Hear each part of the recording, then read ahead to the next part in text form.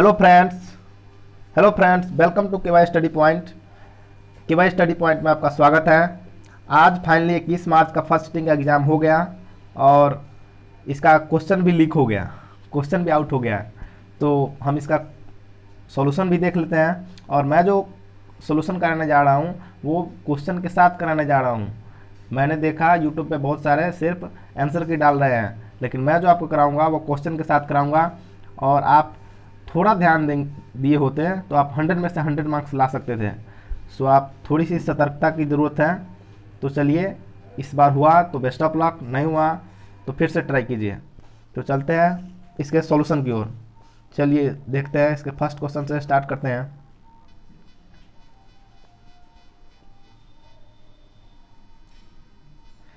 ये है first question, थोड़ा जूम कर देते हैं। ये देखिए, ये पूछा गया है कि भारत का राष्ट्रीय चावल अनुसंधान का संस्थान कहाँ है। तो इसकी संस्थान की बात करें और ये फटाफट आंसर की ओर देखेंगे और क्वेश्चन के साथ आपके लिए लाए हैं, इससे ज़्यादा मैं क्या कर सकता हूँ। और आप आंसर की ओर देखेंगे और इसका फटाफट बिना समय गंवाए इसका स्टार्ट करते हैं। तो भारत के राष्ट्रीय चावल अनुसंधान संस्थान की बात किया है कि वो कहाँ है, तो ये कटक में है। ठीक है, तो ये आपका सही आंसर है, ये आपका सही आंसर है। चलिए नेक्स्ट क्वेश्चन की ओर चलते हैं। नेक्स्ट क्वेश्चन है कहा कि the register is normally used between people who known each other well, which is this registered। तो ये मतलब बोला गया कि इस प्रकार के वाक्य को क्या कहेंगे, तो इस प्रकार के वाक्य को फैमिलियर कहते हैं। तो सी आपका सही आंसर होगा। चलिए नेक्स्ट क्वेश्चन की ओर चलते हैं। नेक्स्ट क्वेश्चन है कविता के परख निबंध के लेखक कौन है। तो इसके निबंध के लेखक की बात की गई है, तो इसके निबंध के लेखक रामचंद्र शुक्ल जी हैं। रामचंद्र शुक्ल कविता की परख, ये देखिए कविता की परख, इसके वो लेखक है रामचंद्र शुक्ल। चलिए नेक्स्ट क्वेश्चन की ओर चलते हैं। कहा गया है कि व्हेन एंड वेयर मतलब कब और कहाँ first summit of non aligned movement NAM was organised. मतलब NAM का ऑर्गेनाइजेशन, उस संस्था का स्थापना कहाँ किया गया और कब किया गया। तो ये किया गया 1961 में किया गया बेलग्रेड में। ये 1961 में किया गया है बेलग्रेड में। ठीक है, ये बेलग्रेड, ठीक है, बेलग्रेड में 1961 में किया गया। इसके बारे में थोड़ा और जानकारी ले लेते हैं। बेलग्रेड की बात करते हैं, यहाँ आया है तो थोड़ी जानकारी ले लेते हैं। देखिए मैं इसके बारे में थोड़ा बताने जा रहा हूँ।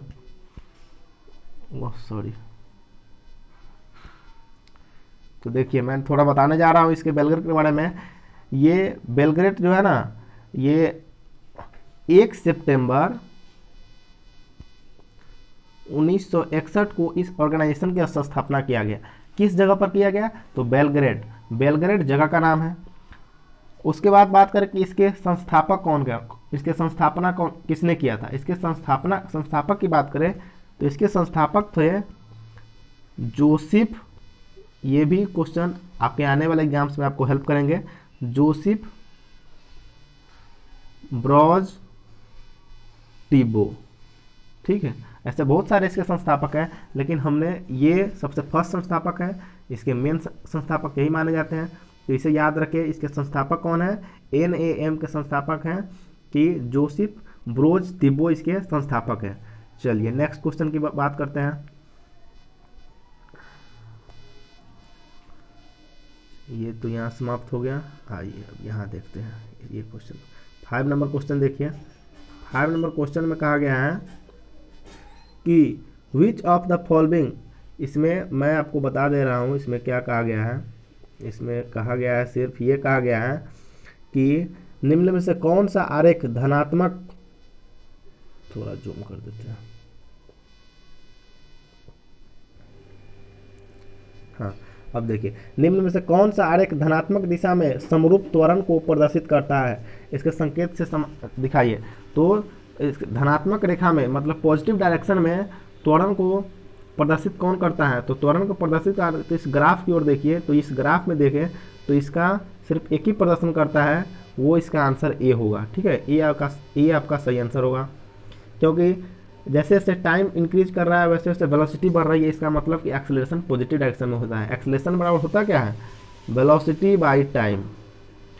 अगर जैसे जैसे टाइम बढ़ेगी वैसे वैसे वेलोसिटी भी यहाँ बढ़ रही है, और वो भी पॉजिटिव डायरेक्शन में। ठीक है, तो ये आपका ए आपका सही आंसर होगा। चलिए नेक्स्ट क्वेश्चन देखिए, 6 नंबर क्वेश्चन की बात करें तो 6 नंबर है कह रहा कि बेरिलियम के चौथे इलेक्ट्रॉन के चारों क्वांटम संख्याएं क्या होंगे। तो चारों क्वांटम नंबर के बारे में पूछा गया है, उससे क्वांटम नंबर। तो फर्स्ट ऑफ ऑल मैं तो आपको पहले आंसर बता रहा हूँ, उसके बाद इसके बारे में भी थोड़ा डिटेल चर्चा करेंगे। इसका आंसर की बात करें तो इसका आंसर है, इसका आंसर होगा सी आपका सही आंसर है। ठीक है, और इसके बारे में थोड़ा जानते हैं। देखिए ये एन है ना, एन को क्या कहेंगे, एन है प्रिंसिपल क्वांटम नंबर। क्या है, प्रिंसिपल क्वांटम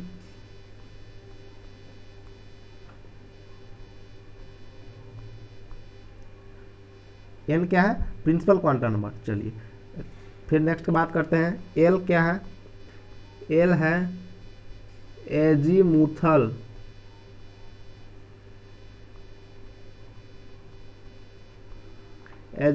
क्वांटम नंबर है। ठीक है, एल का अर्थ एजीमुथल क्वांटम नंबर होता है। उसके बाद एम है, एम है तो एम क्या है, मैग्नेटिक क्वांटम नंबर। ठीक है, ये मैग्नेटिक क्वांटम नंबर है। चलिए उसके बाद नेक्स्ट बात करते हैं एस। एस जो है ना, एस को कहते हैं स्पिन क्वांटम नंबर। इससे भी क्वेश्चन बहुत सारे पूछे जाते हैं एसएससी में बहुत सारे क्वेश्चन पूछे जाते हैं। अगर आपको क्वांटम नंबर डिटेल वीडियो चाहिए तो आप कमेंट कर मुझे सजेस्ट कर सकते हैं, मैं आपको डिटेल वीडियो प्रोवाइड करा दूंगा। चलिए ये थे आपके, ये 6 क्वेश्चन है। चलिए नेक्स्ट क्वेश्चन की बात करते हैं। हमने आपको यूँ जल्दीबाजी में विदाउट क्वेश्चन सिर्फ आंसर की नहीं, आंसर की डायरेक्ट गलत भी हो सकता है, लेकिन मैं जो आपको क्वेश्चन के साथ करा रहा हूँ ऐसा आपको यूट्यूब पर कोई नहीं कराएगा। सो आप देखिए और इसे बेनिफिट लीजिए। कि क्वेश्चन नंबर ये 7 है, यहाँ थोड़ा छूट गया है, ये 7 है। ठीक है, ये 8 क्वेश्चन। कहा गया कि vitamin A increase the risk of hair loss. इसको वॉइस में, एक्टिव वॉइस से पैसिव में चेंज करना है। तो यहाँ देखिए, यहाँ इंक्रीजेज है। ठीक है, तो यह इंक्रीजेज ये है वर्ब 5 है, ये इंक्रीजेज क्या है, वर्ब 5 में है। एक मिनट, ये इंक्रीजेज जो है ना ये वर्ब 5 में है, और वर्ब 5 है, और ये सिंपल प्रेजेंट में हुआ ना, ये सिंपल प्रेजेंट में है। तो सिंपल प्रेजेंट का बनता है किस चीज़ में, is am are plus verb 3। Simple present का होता है सिंपल प्रेजेंट। ठीक है, इसका एक्टिव से पैसिव कैसे बनता है, is am are plus V3। तो यहाँ देखिए, यहाँ इसको बनाएंगे कैसे, देखिए कि द हेयर, इसको कहेंगे कि the risk of hair loss is increased by vitamin A. तो ये किस ऑप्शन में है, डी ऑप्शन में। तो डी आपका सही आंसर होगा। ये 7th क्वेश्चन था। ठीक है, चलिए 8th क्वेश्चन की बात करें कि रामधारी सिंह दिनकर को ज्ञानपीठ की पुरस्कार किस रचना पर मिली। तो रामधारी सिंह दिनकर को ज्ञानपीठ की पुरस्कार किस रचना पर मिली, तो उनकी एक रचना आई थी उर्वशी, उसमें उनको ज्ञानपीठ का पुरस्कार दिया गया। और कब दिया गया, तो ये आपको मैं एक्स्ट्रा नॉलेज के लिए बता रहा हूँ, 1972 में इनको ज्ञानपीठ का पुरस्कार दिया गया। और इसके बारे में, रामधारी सिंह दिनकर के बारे में जानना चाहिएगा तो इनका जन्म हुआ था 24 सितंबर 1908 में इनका जन्म हुआ था। कहाँ जन्म हुआ था, बिहार के बेगूसराय में हुआ था। बेगूसराय जिला के सिमरिया गांव में इनका जन्म हुआ था, रामधारी सिंह दिनकर का। इसे भी आप याद रखें, जिससे आने वाले एग्जाम्स में आपको हेल्प करेगी। चलिए नेक्स्ट क्वेश्चन की बात करते हैं। नेक्स्ट क्वेश्चन ये देखिए, कहा Kirchhoff's first law is related to which conservation of law. मतलब किरचॉफ्स फर्स्ट लॉ किससे संबंधित है? तो किरचॉफ्स फर्स्ट लॉ, इसमें बच्चे कंफ्यूज हो जाते हैं। पहले मैं भी कंफ्यूज हो जाया करता था, लेकिन आपको मैं इस कन्फ्यूजन से दूर करता हूँ। देखिए एक तरीका बताते हैं आपको याद रखने का। किरचॉफ्स फर्स्ट लॉ जो होता है ना, वो कंजर्वेशन ऑफ चार्ज से रिलेटेड होता है, ठीक है। तो आपको ये आपका सही आंसर होगा बी। अगर किरचॉफ सेकेंड लॉ की बात करें, सेकेंड लॉ, तो ये जो होता है ना, ये कंजर्वेशन ऑफ एनर्जी पर होता है बेस्ट, ठीक है। गलती हो गया, ये कंजर्वेशन ऑफ एनर्जी, ये कंजर्वेशन ऑफ एनर्जी पर कौन? सेकेंड लॉ होता है किरचॉफ्स का। किरचॉफ्स के दो लॉ हैं, फर्स्ट लॉ और सेकेंड लॉ। फर्स्ट लॉ एक बार फिर से मैं दिखा रहा हूँ, देखिए फर्स्ट लॉ। मैं ये क्यों करा रहा हूँ, आपको आने वाले एग्जाम्स में ये पूछे जाएंगे, फिर आप कहेंगे कि नहीं बताया गया था। ये फर्स्ट लॉ जो है वो conservation of mass, first law conservation of charge से रिलेटेड होता है, ठीक है, कंजर्वेशन ऑफ चार्ज। और सेकेंड लॉ किससे? कंजर्वेशन ऑफ एनर्जी से। इसे याद रखिएगा, ठीक है। जो साइंस के स्टूडेंट होंगे उनको तो कोई प्रॉब्लम नहीं होगा, उनको तो याद ही होगा। चलिए अब बात करते हैं नेक्स्ट क्वेश्चन की। 10th क्वेश्चन हो गया। अब हम बात करेंगे जो इम्पोर्टेंट होगा ना, वो सब हम पहले डिस्कस कर लेते हैं, ठीक है। देखिए ये देखिए कहा गया है कि the character on which, one second, question आपको दिख नहीं रहा होगा, है ना। हाँ अब देखिए कह रहा कि the character of which 5 kingdom classification was best included, वो किस पर आधारित है? जो 5 किंगडम है, 5 जो जगत के जो वर्गीकरण है, वो किस चीज़ पर आधारित है? तो वो आधारित है कि सेल मेम्ब्रेन पर, न्यूक्लियर मेम्ब्रेन पर, ठीक है, और मोड ऑफ रिप्रोडक्शन पर। तो इस प्रकार से आपका डी आंसर सही होगा। कोशिका झिल्ली, केंद्र झिल्ली और प्रजनन विधि पर हमारा ये पूरा संसार उस पर आधारित है। तो इसी के बारे में कहा गया। ये तो यहाँ 3 ही दिया है, अगर आपको ये टोटल 5 होते हैं, ठीक है, ये टोटल 5 होते हैं, लेकिन इस ऑप्शन के हिसाब से डी आपका सही आंसर होगा। चलिए नेक्स्ट क्वेश्चन देखते हैं।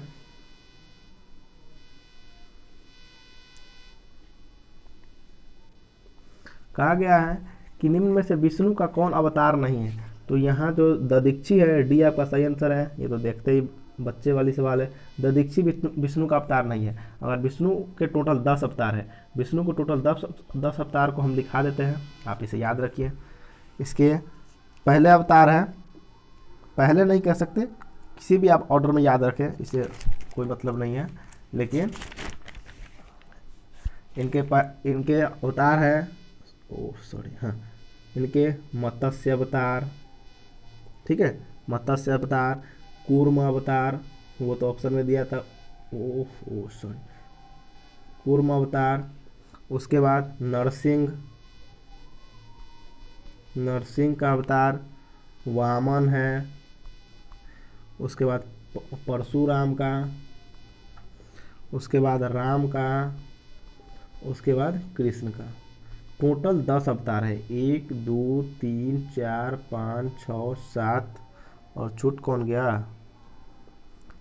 मत्स्य, हाँ, एक वराह छूट गया, एक वराह का है।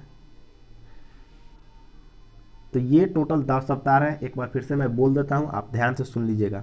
मत्स्य अवतार, कूर्म अवतार, वराह अवतार, नरसिंह अवतार, वामन अवतार, परशुराम अवतार, राम अवतार, कृष्ण अवतार। ये टोटल 10 इंच के अवतार है।